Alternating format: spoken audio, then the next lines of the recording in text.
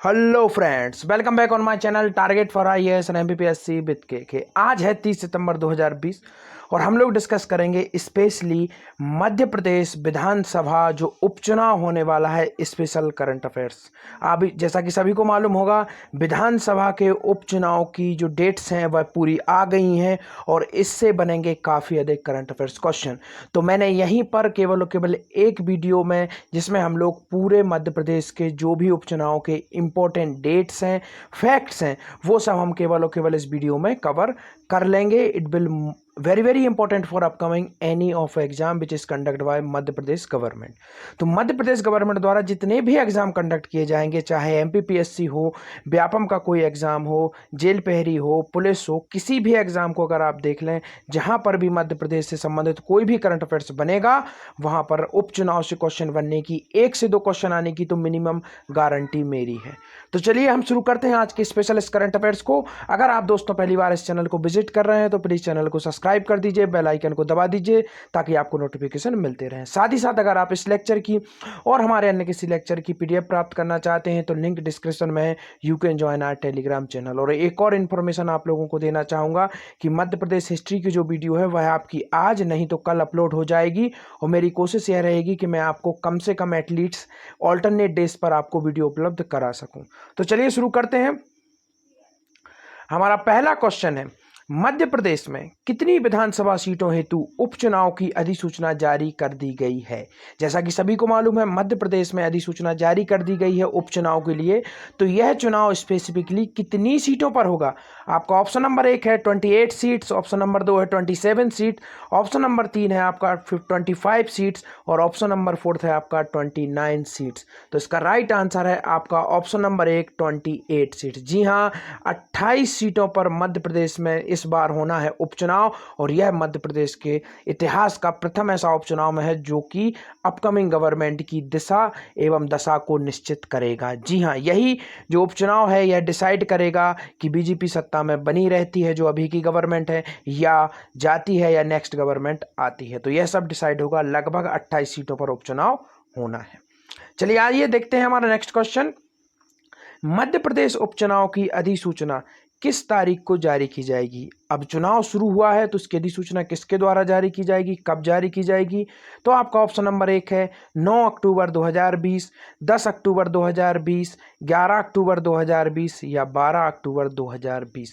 तो इसका right answer है आपका, इसकी अधिसूचना जारी कर दी जाएगी आपकी 9 अक्टूबर 2020 को। तो काफ़ी इंपॉर्टेंट है, यह अधिसूचना किसके द्वारा जारी की जाएगी?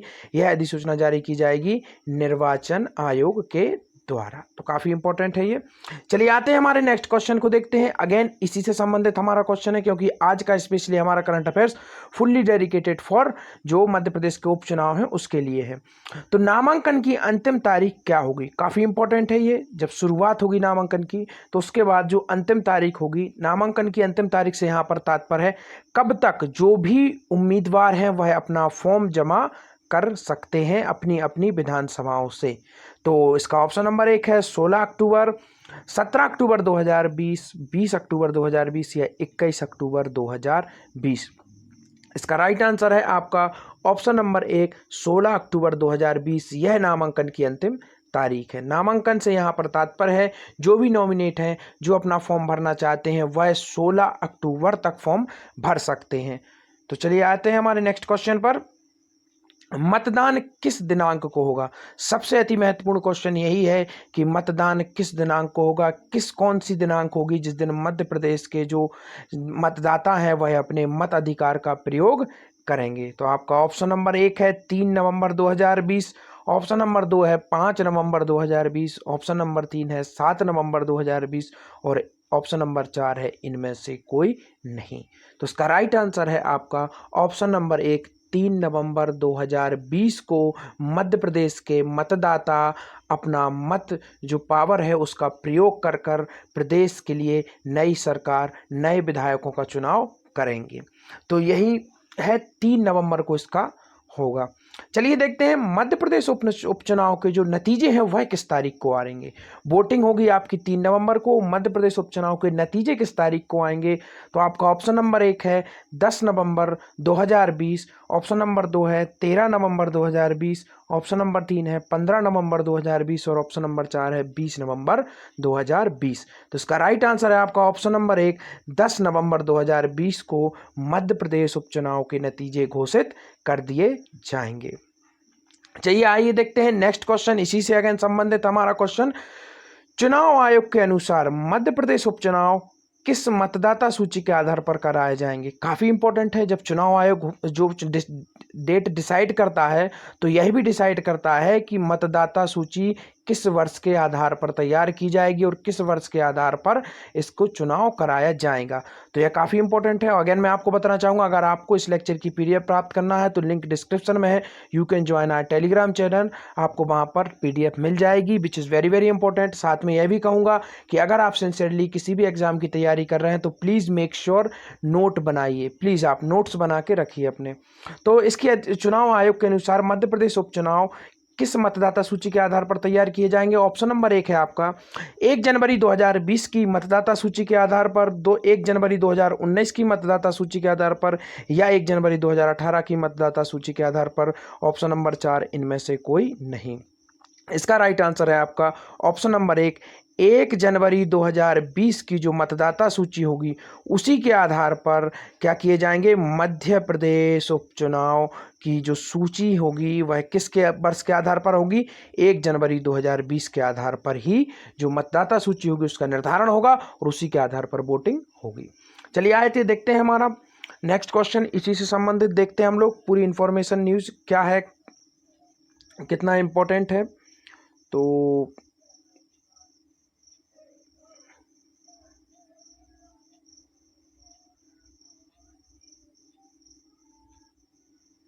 चलिए हम लोग शुरू करते हैं हमारा।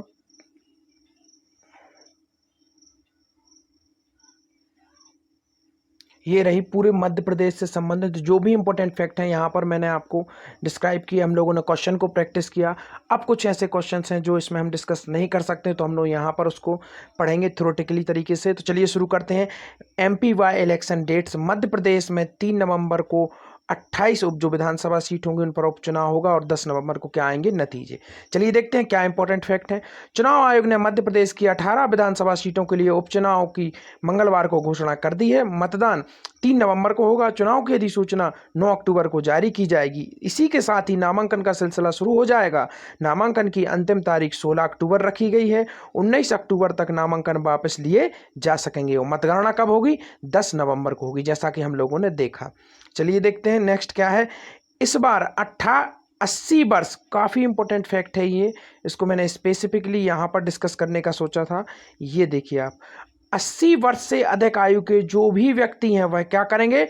डाक मत पत्र की सुविधा दी गई है। काफ़ी इंपॉर्टेंट है क्योंकि कोरोना महामारी के दौरान सबसे अधिक खतरा बुजुर्ग लोगों के लिए ही है, इसलिए 80 वर्ष से अधिक की उम्र के जो भी व्यक्ति हैं उन्हें डाक मत पत्र की सुविधा दी जाएगी और ऐसे मतदाता अपने घर से ही मतदान कर सकेंगे। इसके साथ ही कोरोना संक्रमित, जी हाँ, किन किन के लिए डाक मत पत्र की व्यवस्था की गई है? काफ़ी इंपॉर्टेंट है।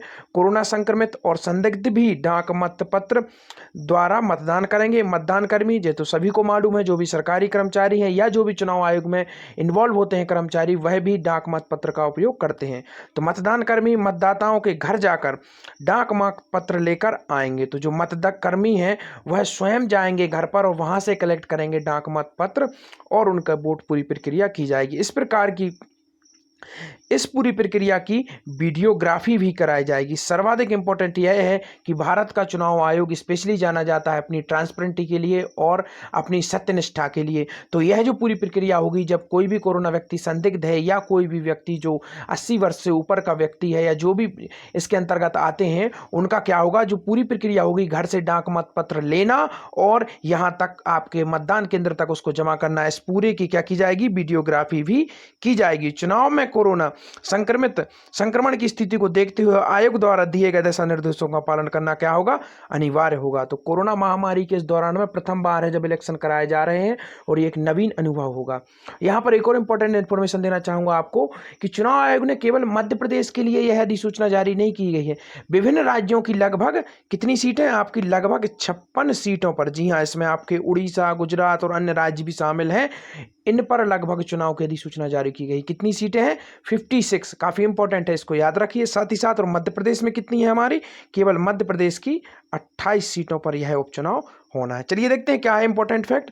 चुनाव आयोग के मुताबिक 1 जनवरी 2020 की मतदाता सूची के आधार पर चुनाव कराए जाएंगे। जैसा कि हमने डिस्कस किया, मतदाताओं को क्या क्या अनिवार्य होगा, आधार कार्ड, मनरेगा job card, PAN card, bank post office की पासबुक, हेल्थ इंश्योरेंस के smart card, driving licence, passport आदि दस्तावेजों के आधार पर मतदान करने की क्या होगी, अनुमति होगी। चुनाव की घोषणा के साथ ही आदर्श आचार संहिता भी लागू कर दी गई है, जो कि काफी इंपॉर्टेंट है।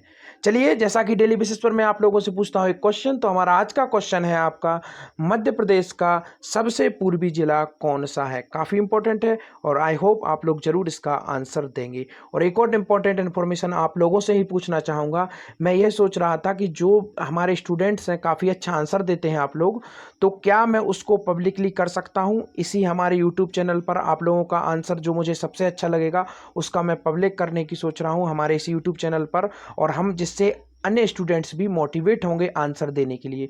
तो जो लोग ऐसा अपना आंसर पब्लिश कराना चाहते हैं तो प्लीज़ अपने आंसर के साथ में आप लोग YES, जी हाँ, अपने आंसर के साथ कमेंट सेक्शन में YES, यानी कि मैं आप समझूंगा कि आपकी तरफ से स्वीकृति है, यस है, तो मैं उन्हीं स्टूडेंट्स का जो भी आंसर होगा मुझे अच्छा लगेगा उसको मैं यहाँ पर पब्लिक करूँगा और हम लोग उसको डिस्कस करेंगे। तो हमारा आज का क्वेश्चन है, मध्य प्रदेश का सबसे पूर्वी जिला कौन सा है।